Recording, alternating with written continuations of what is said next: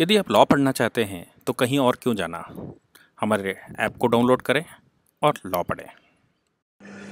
नमस्ते सदावत्सले मातृभूमि। बाबा रामदेव ने एक बड़ी अच्छी रिसर्च की है और उस रिसर्च के आधार पर उन्होंने क्लेम किया है कि कोरोना की उन्होंने एक दवा बनाई है। उस दवा का कल उन्होंने एक एडवर्टाइजमेंट किया और उस दवा पर उन्होंने एक प्रेस कॉन्फ्रेंस बाकायदा की और प्रेस कॉन्फ्रेंस करके पूरे देश को बताया, पूरे विश्व को बताया कि कोरोना की ये दवा हमने बनाई है और इसका उन्होंने पूरा एक्सप्लेनेशन दिया और बताया कि क्लिनिकल टेस्ट इसके हुए हैं, लेबोरेटरी टेस्ट इसके हुए हैं, मरीजों के ऊपर उन्होंने उसको अप्लाई करके देखा है और कुछ क्लेम किया गया है जहां कम मात्रा में मतलब हल्की कोरोना की प्रॉब्लम है वहां पर 3 दिन में और बाकी को 7 दिन में भी पूर्ण रूप से क्योर किया जा सकता है। लेकिन आपने ये बात ध्यान दी होगी कि शाम जब उनके प्रेस कॉन्फ्रेंस के बाद तो न्यूज़ चैनलों ने चलाया, लेकिन शाम के 5:30-6 बजे के बाद किसी न्यूज़ चैनल ने वो न्यूज़ नहीं चलाई। उसका कारण है कि प्रेस इन्फॉर्मेशन ब्यूरो पीआईबी, जब अक्सर हम शब्द इस्तेमाल करते हैं, सरकार अपनी बात पीआईबी को देती है। प्रेस इन्फॉर्मेशन ब्यूरो हमारे पास है जहां से एक्रेडिशन होता है किसी भी पत्रकार का और किसी भी एडवर्टाइजमेंट और पत्रकारिता विभाग का। पीआईबी से एक नोटिफिकेशन, पीआईबी से एक पब्लिकेशन हुआ और मिनिस्ट्री ऑफ आयुष ने पीआईबी को कहा कि ये बात पब्लिक कर दी जाए और सभी मीडिया चैनल्स को दे दी जाए। मिनिस्ट्री ऑफ आयुष ने सरकार पतंजलि योगपीठ को कहा कि आप ये भ्रामक एडवर्टाइजमेंट करना बंद करिए और ये एडवर्टाइजमेंट तब तक मत करिए जब तक कि क्रॉस वेरीफाई ना हो जाएगा। कानूनन भारत सरकार ने एक गाइडलाइंस इशू की थी। मिनिस्ट्री ऑफ आयुष ने 21 अप्रैल सन 2020 को एक गाइडलाइंस इशू की थी कि क्लिनिकल टेस्ट कैसे होंगे और कैसे कोविड की मेडिसिन देश में बनेगी। तो वो आयुष मंत्रालय के इंटरवेंशन और उनके इन्वेस्टिगेशन के साथ ही कोई भी क्लिनिकल टेस्ट हो सकता है, अदरवाइज कोई भी क्लिनिकल टेस्ट और कुछ भी ऐसा नहीं हो सकता और कोई डिक्लेरेशन नहीं हो सकता। हालांकि आयुर्वेदा की बात है, बाबा रामदेव और उनका जो विभाग है वो देश में अग्रणी भूमिका निभा रहा है, संसार में भी अग्रणी भूमिका निभाता है और ये हर्ब्स की बनी हुई दवाएं होती हैं। इन दवाओं से किसी को खाने में कोई समस्या नहीं होती, इसलिए वो कोई क्रिमिनल केस तो नहीं बन पाया और बन भी नहीं सकता। लेकिन इसमें जो मंत्रालय ने कहा कि आप अपने पूरे सैंपल टेस्ट हमको दिखाइए और सैंपल टेस्ट के साथ साथ आपने क्या क्या उसमें कंपोजिशन है, किन के ऊपर अप्लाई किया है, आपकी मेथोलॉजी क्या थी, आपने कहाँ कहाँ उनके हॉस्पिटल्स के नाम, उन मरीजों के नाम, उन मरीजों पर की जो साइंटिफिक रिपोर्टें हैं वो रिपोर्टें before clinical test and after clinical test, ये सारी बातें उन्होंने आयुष मंत्रालय ने पूछा है बाबा रामदेव से या उनकी कंपनी जिसको पतंजलि आयुर्वेद लिमिटेड कहते हैं। और साथ में ये कहा है कि एक चीज हमेशा ध्यान रखें कि हमारे पास एक कानून है, drugs and magic remedies objectionable advertisement act 1954। Drugs and magical remedies जो भी कहता है कि मैजिकली रेमेडी निकाल देते हैं, सर पर हाथ रख के निकाल देते हैं, इसको छू कर निकाल देते हैं, ऐसा करने से हम रेमेडी दे देते हैं, इन सभी बातों पर भारत में बैन है और ये क्राइम है। जो भूत प्रेत उतारने वाले लोग हैं, जो इस तरह के पाखंड करने वाले लोग हैं, इन सब को इस एक्ट के तहत या कुछ पुड़िया दे दी, कुछ धतूरा खिला दिया या कुछ और देकर ये कहा गया कि नहीं ये खा लो तो सही हो जाओगे, ऐसी सभी मैजिकल रेमेडीज को लेकर भारत सरकार ने 1954 में ही बैन लगा रखा था।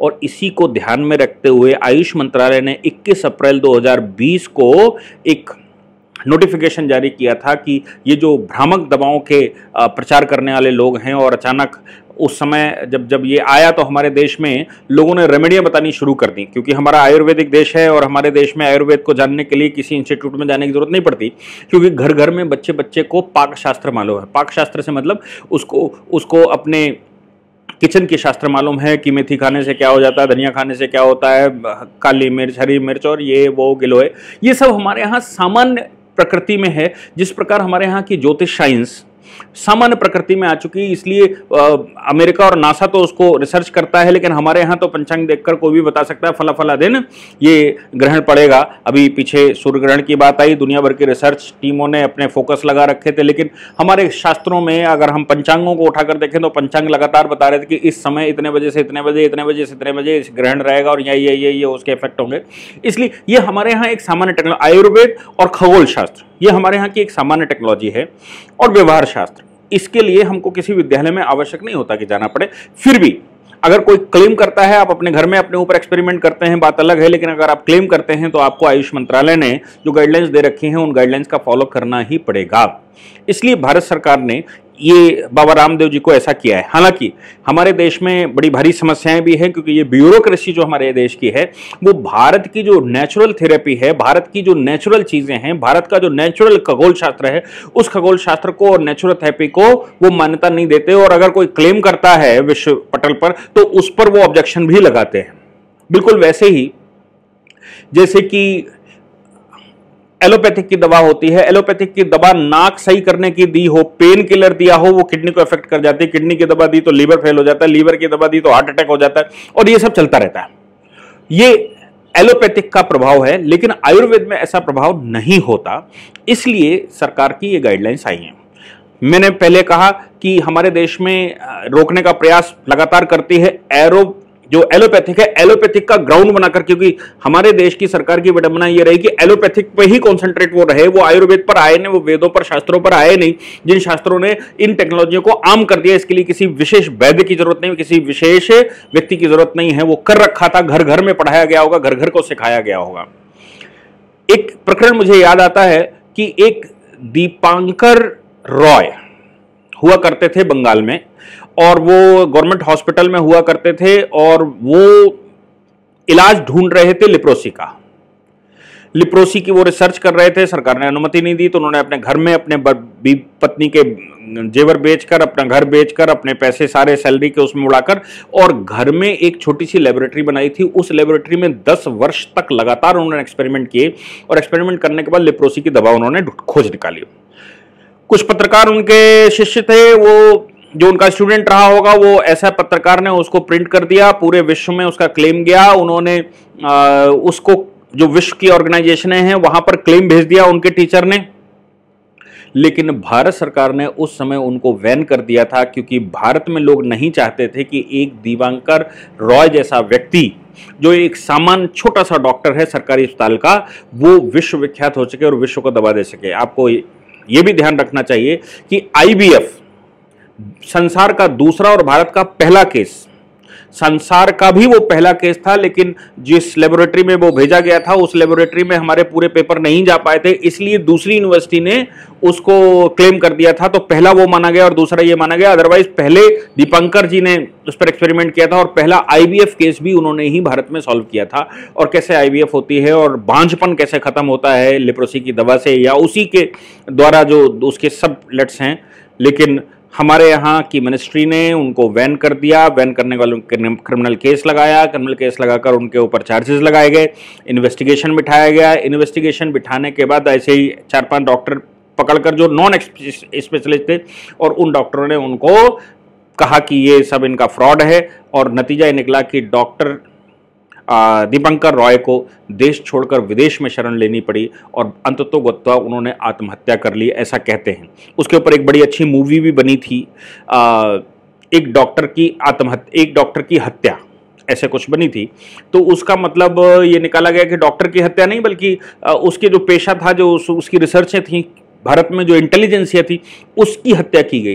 तो मुझे लगता है कि आयुष मंत्रालय को आज की तारीख में तुरंत संज्ञान लेते हुए खुद वो सारी चीजें मांग लेनी चाहिए, और एक डॉक्टरों की टीम वहां पर भेजनी चाहिए। अगर पतंजलि आयुर्वेद थोड़ा समय लगाती तो खुद अपनी टीम भेजकर उसका पूरा खाका तैयार करे और उसको जल्दी से अप्रूवल दे, और ताकि वो पूरे विश्व का कल्याण कर सके। मुझे पूर्ण विश्वास है कि बाबा रामदेव जी की जो दवा है, जो उन्होंने बनाई है, वो पूरे